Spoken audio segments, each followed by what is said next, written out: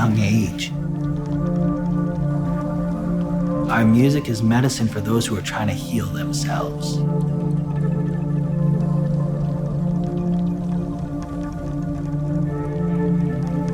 Sounds that come from the drum or the rattle or the flute,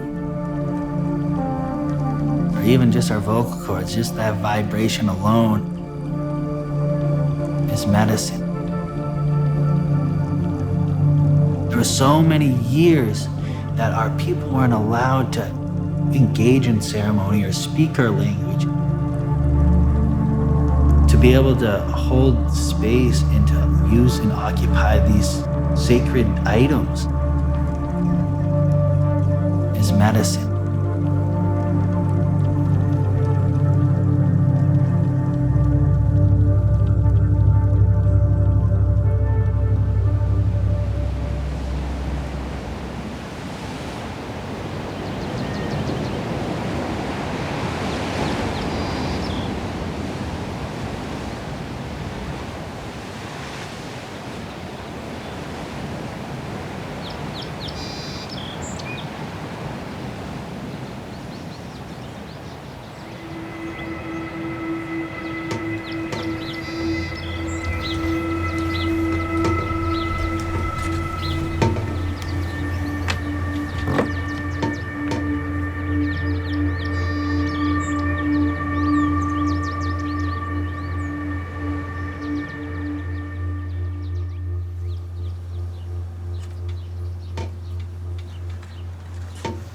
Grown up off reserve my entire life, for a long time I just kind of wanted to fit in or not, be seen as who I am. I would tuck my chain in.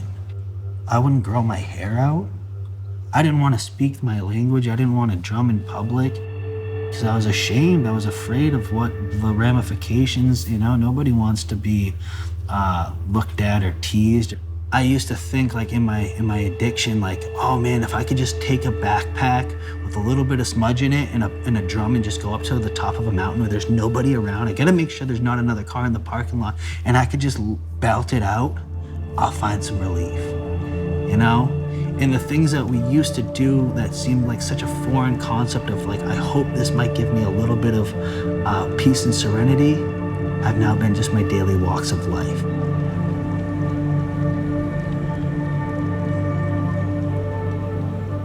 Early stages of my recovery, I was able to finally understand how events more than 100 years ago had still shaped a lot of the substance use that I had experienced in my own life.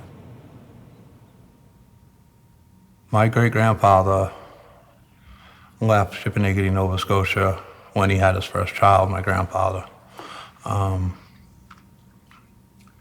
He left because he didn't want him to experience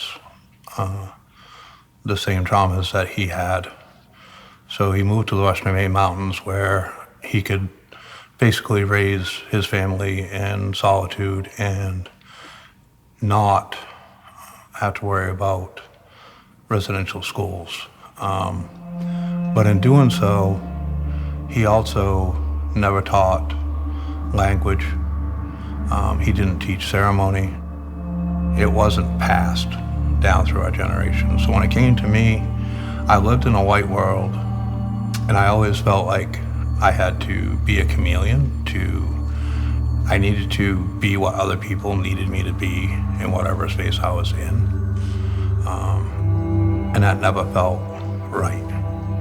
When I came into recovery, I started to understand that these were pieces of me that I needed to regain in my life. And it's truly led to, just an amazing experience. When we are able to start to heal an individual, we are healing 7 generations in front, 7 generations behind. So really, in order to ever see our communities get well, we have to start on that individual level and start in those recovery spaces and allow people to see and understand firsthand that they too can recover from whatever it is that they need. seeing the joy when an individual that drummed as a child, and maybe because of the stigma that he has faced in his own community, didn't feel he had the right to drum. Finally pick a drum up and sing again for the first time. To watch how that heals an individual, to watch how they are able to reclaim that little bit of their childhood that maybe they had lost.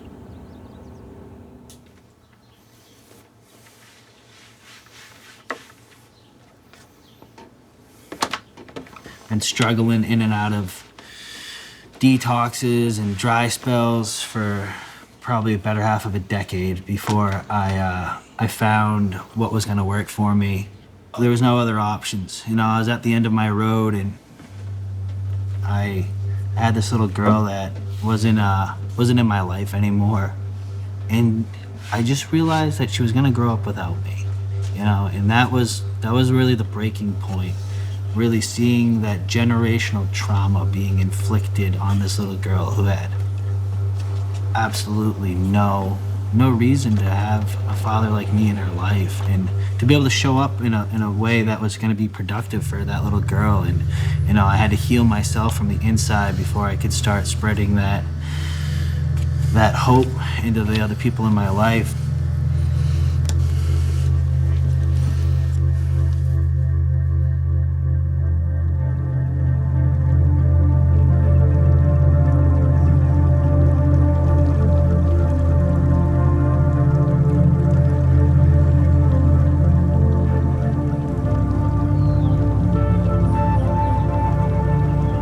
There were shifts right from day one.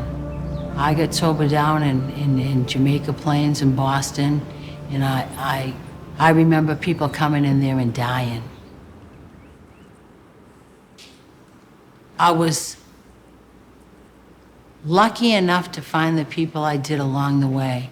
There was a Boston Indian Council in Massachusetts, and there were people that went to court with me. And I ended up in Partridge House, upstate New York, and I got sober up on a Mohawk reservation.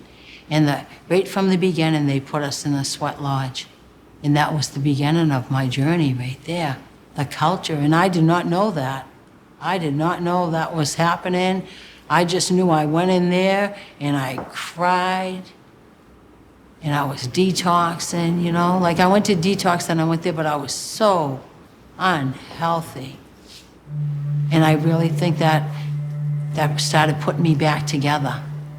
It started putting me back together. I've been in the city most of my life. I've been in the city about 50 years of my life. Always been a part of where I come from, but been in the city. And I feel like sometimes I'm a square peg trying to get in a round hole. My parents were both fluent speakers. They both grew up on the reservation. They had no reason to speak English to each other. Even though we moved away, they always spoke Passamaquoddy in my house. And my father used to drum, my mom used to sing, but our culture was always there, always there. So when I went up to, Partridge House, and I knew it was something that I had been missing through my using, was my culture. I've been told and taught that even the songs that we have, they were given to us to share with others. And that's a perfect example of what they do in recovery, right? But our people have been doing this stuff way before Alcoholics Anonymous has been thought of. The methods that are being brought together, of course, people can identify with that because there's a healing process that has to transpire. My mom and my dad, they wrote this song, and at the end of it, it talks about someday we will come back together the way we used to. And mumbled in it, I'm squashed and nudment, bog hulagin naga mumbled in it, which means someday you will hear my drum and we will come back together. And that's the key right there. You know, when I think of that last little verse, that's the key.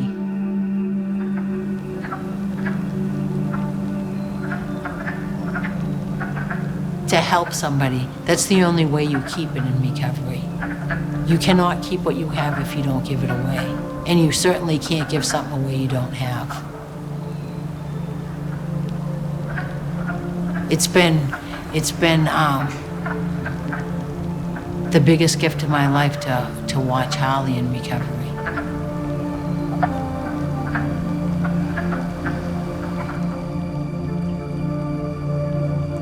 I didn't pick up a drum for a better part of a decade in my youth. I love that drum today, you know? And for me, it's like I walked away from cultural values and I was willing to put my disease before my culture and my upbringing and what my ancestors had been fighting to preserve.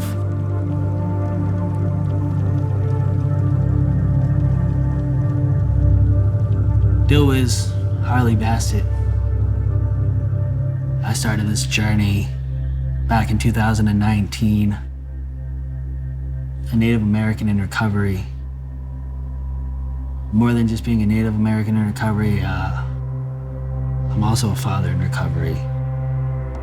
And that's something that I hold very sacred and near and dear to my heart.